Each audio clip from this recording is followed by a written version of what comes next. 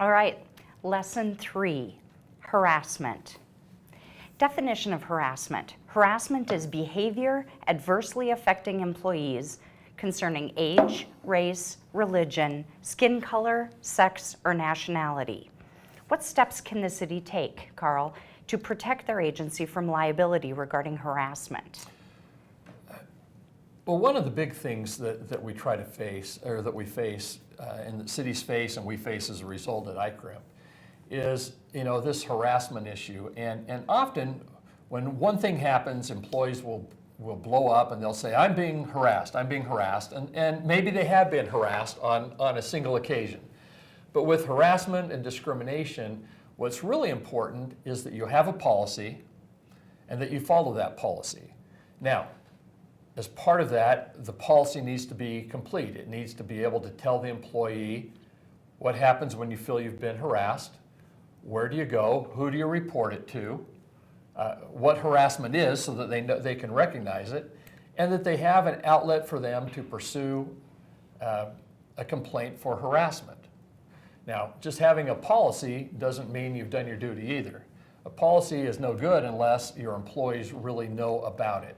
They need to be trained on it. They need to know where it is. They need to, and not just one time be trained on it, they need to have it maybe on a yearly basis. Make sure that your employees go through, review the harassment policy, understand it, sign a little form saying, I have reviewed it on this date, I understand it, I've asked all the questions I need to know about it, and I'm good with it. So that's really one of the biggest things. Now, another thing, and I got caught on this once when I worked for one of our members, was all allegations of harassment need to be taken seriously. We often have, this is what happened to me. I was working for one of our members, one of our counties. I got a call from an employee. She said, listen, I've been subject to sexual harassment. It really isn't bad. I don't want anything done about it. I just want you to know.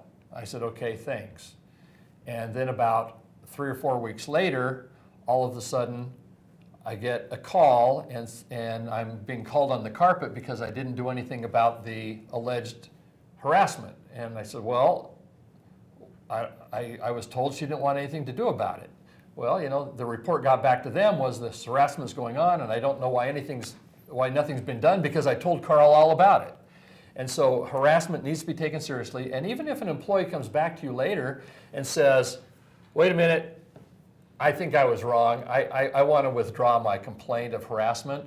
That's kind of too late at that point because we don't know why they are withdrawing their complaint of harassment. It may be that they're being pressured by the harasser to do it. Once a complaint is made, it needs to be dealt with. Okay, so what's the role of the supervisor when he or she becomes aware of potential harassment? Well, the biggest role is to stop it before it happens, before it becomes a major problem. What we've talked about, the role of a supervisor. Supervisors hear a lot of things going on. They will hear behaviors, they'll observe behaviors, and when they see it before it becomes a formal complaint, they need to address it. They need to go in and resolve it.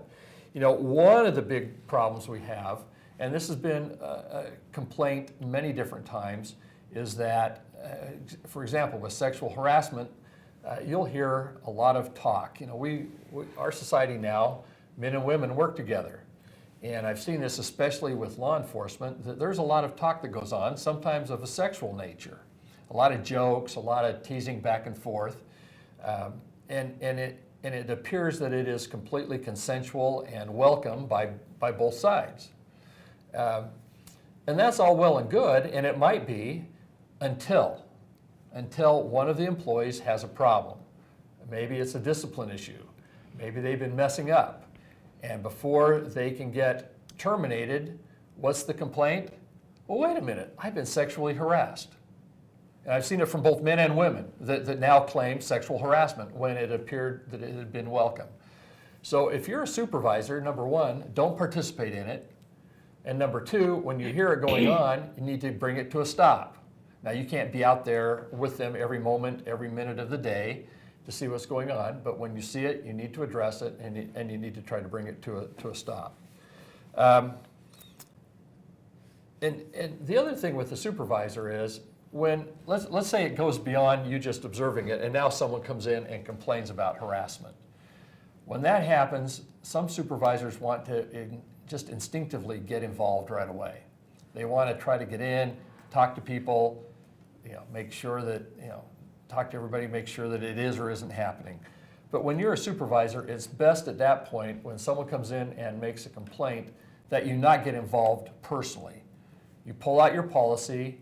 The policy should say, when you receive a complaint of harassment, you should take it to Human Resources.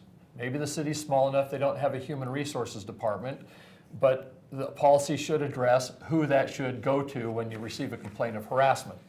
Let them take care of it. It may be the mayor that it's reported to, it may be the city attorney, or even, depending on who the complaint is about, it may be that they can come to ICRIMP and report it, and then we can work with the city to take care of it. But supervisors, they need to just take a step back at that point. Okay, what's the difference between harassment and hostile work environment? Just the other day I got a call from somebody that said, hey, listen, I listened to your the ICRIMP training that you have online, and I think I have a hostile work environment claim. And I said, okay, well, let's find out about it. And it turned out that really what he was talking about was that his boss was being rude to him, was not very nice, was kind of a taskmaster, and he felt like that was a hostile work environment. It probably felt that way to him. And once again, this happened just last week, and it happens quite often. But really, a hostile work environment is not when you have a jerk for a boss, a taskmaster, that type of thing. A hostile work environment comes up when there's discriminatory behavior that is based on those protected status we talked about with harassment: sex, race, gender, nationality, religion, those types of things. So the definition of hostile work environment is, and I'll just read this, when the workplace is permeated with discriminatory intimidation, ridicule, and insult that is sufficiently severe or pervasive to alter the conditions of the victim's employment and create an abusive working environment. So that's kind of a long thing, but it goes to the fact that a hostile work environment usually isn't something that happened once.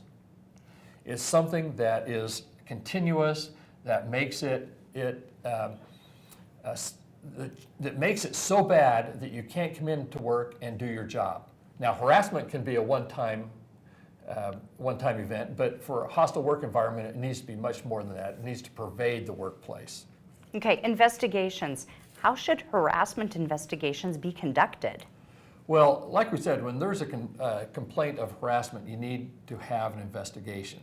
The investigation needs to be prompt, it needs to be thorough, and perhaps most importantly, it needs to be impartial.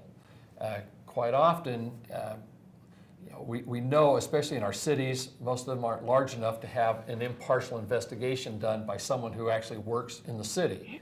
So it's usually best on these types of investigations to get an independent third party to come in and to interview people. They won't have a vested interest in how it all turns out. Their only role is to get in, do an investigation, do a report, and help the city understand if, in fact, harassment had occurred.